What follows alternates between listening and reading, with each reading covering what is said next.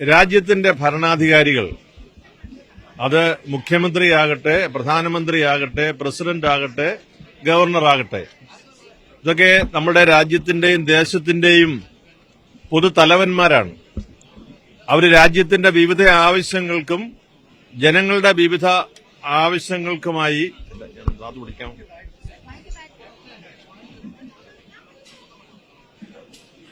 ക്രൈസ്തവ സഭ മേലധ്യക്ഷന്മാരെ പലപ്പോഴും വിളിച്ചിട്ടുണ്ട്, ഞങ്ങളെ സംബന്ധിച്ചിട്ടുണ്ട്. കേരളത്തിന്റെ മുഖ്യമന്ത്രി തന്നെ ഈ യാത്രയില് പല സ്ഥലങ്ങളില് മതമേലധ്യക്ഷന്മാരെ വിളിച്ചിട്ടുണ്ടായിരുന്നു. അവർ പലരും പോയി സംബന്ധിച്ചിരുന്നു.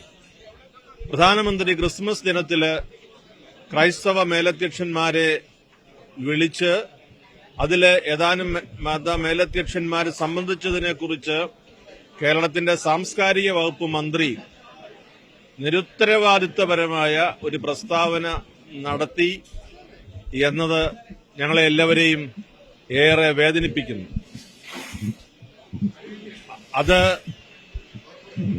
കേരള കത്തോലിക്ക മെത്രാൻ സമിതിയുടെ അധ്യക്ഷൻ എന്ന നിലയിൽ, KCBCയുടെ പ്രസിഡന്റ് എന്ന നിലയിൽ അദ്ദേഹത്തോട് സാംസ്കാരിക വകുപ്പ് മന്ത്രിയോട് ആവശ്യപ്പെടുന്നത് അദ്ദേഹം ആ പ്രസ്താവന പിൻവലിക്കേണ്ടതാണ്. അദ്ദേഹം ആ പ്രസ്താവന പിൻവലിക്കുന്നതുവരെ സർക്കാരുമായിട്ടുള്ള മറ്റ് പരിപാടികളിലെ ഗുണപരമായ പൊതുസമീപനത്തിൽ ഞങ്ങൾ വിട്ടുനിൽക്കും. സർക്കാരിന് എപ്പോഴും ഏത് സർക്കാർ ഭരിച്ചാലും ഗുണപരമായ പ്രോത്സാഹനം നൽകുന്ന സമീപനമാണ് കേരളത്തിലെ സഭകൾക്കുള്ളത്, പ്രത്യേകിച്ച് കേരള കത്തോലിക്ക സഭയ്ക്കുള്ളത്. അതിൽ നിന്ന് വ്യത്യസ്തമായി ഇപ്പോൾ ഒരു സാഹചര്യം സാംസ്കാരിക വകുപ്പ് തന്നെ സൃഷ്ടിച്ചിരിക്കുകയാണ്. അതുകൊണ്ട് സാംസ്കാരിക വകുപ്പ് മന്ത്രി ഇക്കാര്യത്തിന്റെ ഗൌരവം മനസ്സിലാക്കി ഈ പ്രസ്താവന എത്രയും വേഗം പിൻവലിക്കണമെന്നതാണ് കേരള കത്തോലിക്ക മെത്രാൻ സമിതിയുടെ ആവശ്യം. അത് ഞാൻ അറിയിച്ചുകൊള്ളുന്നു.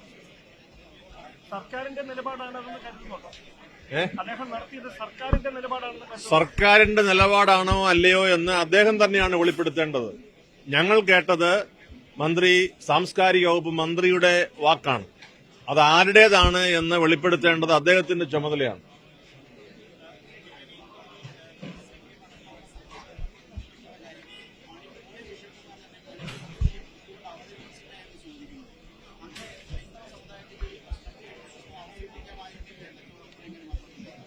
അല്ല, നമുക്ക് നാളെ കേരള മുഖ്യമന്ത്രി ന്യൂ ഇയർ ക്രിസ്മസ് ഒരു ആഘോഷത്തിലായി ഇവിടുത്തെ പൌരപ്രമുഖരെ വിളിച്ചിട്ടുണ്ട്. ഈ നാട്ടിലെ എല്ലാ വിഷയങ്ങളും നാളെ അവിടെ ചർച്ച ചെയ്യുമോ? ഇല്ലല്ലോ. അപ്പോൾ ഓരോ കാര്യത്തിന് വിളിക്കുമ്പോൾ അതിന്റേതായ പ്രത്യേകതയുണ്ട്. അപ്പോൾ സംഭാഷണവും സമ്പർക്കവും സമീപനവുമാണ് എല്ലാ വിഷയങ്ങൾക്കും പരിഹാരം നിർണയിക്കാൻ സാധിക്കുന്ന ഘടകങ്ങൾ. അതുകൊണ്ട് അത് കേന്ദ്രമായാലും സംസ്ഥാനമായാലും അതുകൊണ്ട് ഈ കാര്യത്തിലുള്ള ഞങ്ങൾക്കെല്ലാം ഉള്ള വലിയ അമർഷം, വലിയ വേദന കേരള സർക്കാരിനെ ഞങ്ങൾ അറിയിക്കുന്നു. കാരണം സാംസ്കാരിക വകുപ്പ് മന്ത്രിയാണ് ഇത് സംസാരിച്ചിരിക്കുന്നത്.